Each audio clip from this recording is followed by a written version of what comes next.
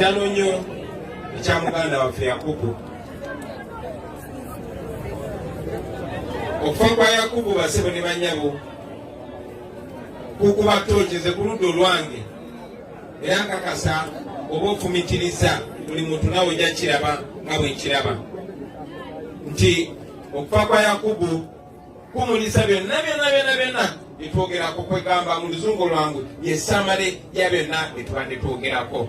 Okufa kwa Yakubu kulaga nebiki byetulwanirira na lwaki tutwala obudde etwogera ku byetwogerako buli mukisa gwe tufuna. Yakubu twabadde naye olunaku lwajjo, twabadde ku mbaga ya muganda waffe Ba Mulenzi. Twabadde ffenna ku muzikiti Eiganga nga bagatta abagole, era twakeddeyo tusobole okuvaayo tugende mu Moro kubanga gavumenti yasalawo okulonda kuberekwa kampeni ebiri ya nnaku 9 zokka ekitabangawo kubanga batya nnyo kolanga tuuse eddoboozi lyaffe mbantu. Kyanaku nnyo nti Katonda nga bw'abitegeka kigambo ekimu kye ntirugambagana ne bannange nga tufunye obuzibu tugamba Mukama yakusinga okutegeera kuba bwe bitusukkako nga tubirekera Katonda. Ne bafunye akabenje bakafunidde 10 ne babeera ku kkubo. Bwe tufuna obuzibu somehow buli muntu waafa somehow enfuga ya Museveni gavumenti ye ey'obubbi ebeera connected somehow. Kale katugambe nti Museveni si yalesa accident eyo ti accident zibeera lunaku lwaleero abantu abafiira mu accident benkana abakyala abafa nga bazaala tusuka abakyala 20 abafa buli lunaku abakyala 20 bafa nga bazaala, si buli wiiki si buli mwezi wabula buli lunaku. Bafa ki? Musawo tiyabaddewo ku duty bwe yafiiridde, tewabaddewo makansi, tewabaddewo giravuzi, tekubadde masannyalaze omukyala ng'azaala. Ebintu ebifaanana bwe bityo ebiri basic byetosobola kusanga mu ggwanga lyonna ng'abakulembeze bafa ku bulamu bw'abantu.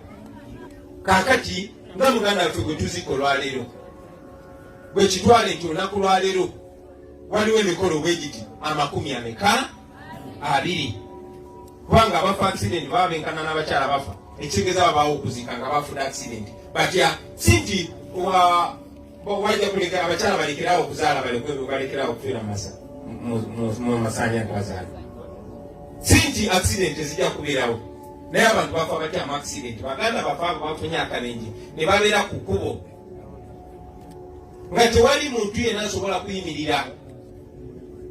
Twabadde tugamba lwaki abantu twakubidde ekyamushirikavuma nga tugamba buli motoka gye tuyimiriza eyita eri ng'egenda.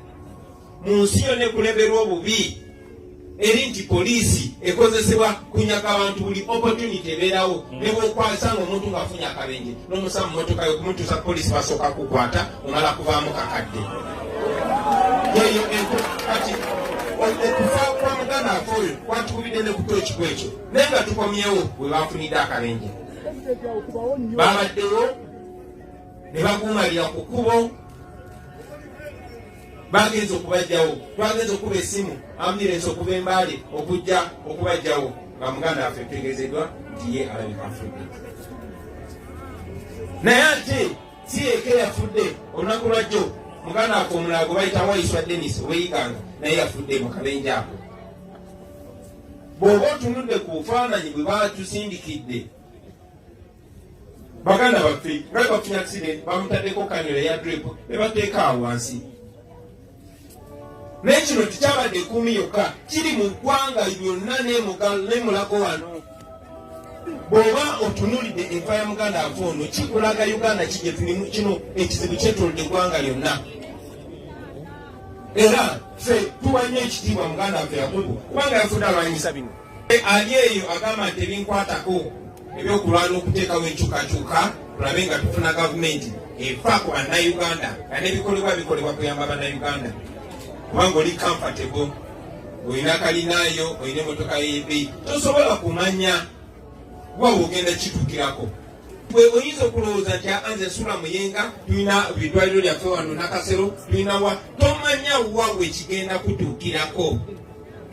Ensonga lwaki tumekinga sure nti buli wamu wabeera bulungi. Watunira ekizibu mu ggwanga lyaffe lino ng'osobola okujjanjabwa. Saawa zino tukyabonaabona kufuna musaayi gwa Lucifer. Bino byali biteredde mu myaka gya Amini n'enjogote. Tulinga abagezaako okulwana okuzzaawo ebyayononebwa nga byononebwa abo be tumanyi. Bino tetubiriimu kunyumirwa abasibo ne bannyabo. Tuliwo okulaba nga tukyusa embeera yaffe. Kati muganda waffe yafudde, tuli mu kwogera ku nfa ye, naye na buli ali wano alina wanyigirizibwa. Mu abasiraamu abali wano mukimanyi gwafuuka musango okubeera omusiraamu. Mukimanyi ti basobola n'okubatyobola ne bajja ne bakwata imaamu ku muzikiti ne bagenda ne bamukuba amasasi ne bamutta. Kwegamba musango okubeera omusiraamu ennyo ti abamu baganda baffe abanafu mutima batandise n'eddiini ogitya ate nga tobanenya banafu mitima. Kwegamba atayagala kwayambala nnyo ntalabuusi amanye abasajja bajja gamba gwe ngoyambala nnyo entalabuusi oli mutuju, gwe ng'osaalasala nnyo oli mutuju.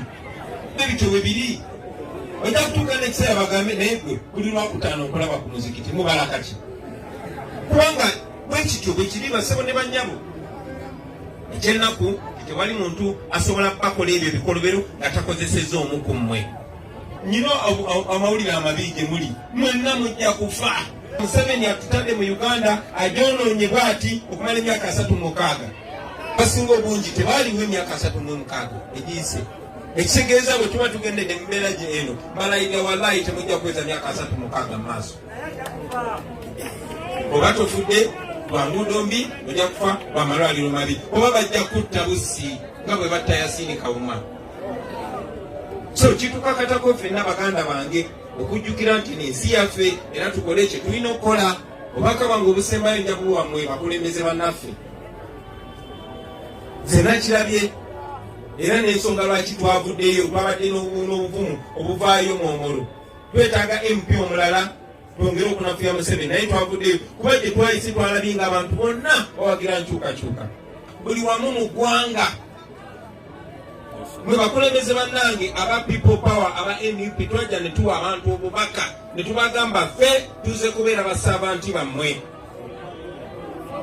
Abakulembeze abali wano nabagamba mutandikwa ffe tugenda kubeera basaabanti b'abantu ne mugamba ye.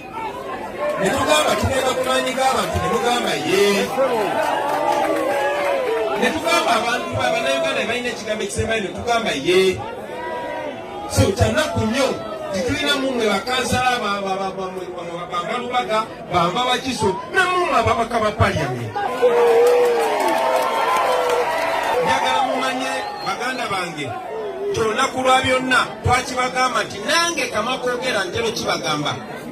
Bannayuganda si basiru. Ensobi bwebanga nsobi bwe mubanga mulaba twakola nsobi twakola ensobi ey'okubuusa abantu kati abantu balaba. Bano Bobi nga batuuzi ba isikulimu, bano ba enimutu abasazi b'enviiri, bano bamakyata b'abavuzi ba boda, beebo bakama bammwe, beebo bakama baffe. Tulina okukiikirira ebyo ebibanyiga. Tumanyi bulungi ababanyigiriza. Mumanyi nti abanyigiriza abantu ye Museveni, famire ye n'abo bamwetoolodde. Era buli bwe mwekulubesa n'ababanyigiriza abantu baba babalaba. Musa mukiraba basebo ne bannyabo. Bano abantu effe twabalalula mu lulimi lwage tutugamba ffe twabamayuula kubanga bwe kyali kirina okubeera. Twagamba abantu babeeyo beerwanirire abantu abo bajja kulwanyisa Museveni n'abo bonna abeekulubesa ne Museveni ne baba balimu. We must hold ourselves accountable. We must hold ourselves accountable. Tulina okubeera answerable ku bantu. Abaana bali mu makomera kati bangi tebakyalina maka bali tebeesimbyewo wabula kuffe abeesimbawo. Ffe tulina seefu. Nze buli bankwata ne baganda bange abasukka mu 210 bonna ne batwala mu makomera nze ne bantwala waka. Bansibira waka 1 kuba bamanyi nti amayiwulire gantunulidde nnyo. Banamba 2 kubanga baagala okulowoozesa abantu nti balipo bali bulungi nnyo munnange mulekerawo okulwana kubanga bali abakulembeze bammwe babagamba bwe tetujja bayisa bubi mwe tujja bayisa bubi. So abantu abo bakolanga shock absorber eba endiwalinga obulumi bwaffe mbasaba tuwe ekitiibwa amazima tubeere amazima bannayuganda batwagala bannayuganda batwesiga ate ekirungi bannayuganda bali ready okutusonyiwa ne bwe twatukoza ensobi naye njagala okubategeeza bannayuganda si basiru bannayuganda balisalawo balako obusungu ekyo kankikomyawo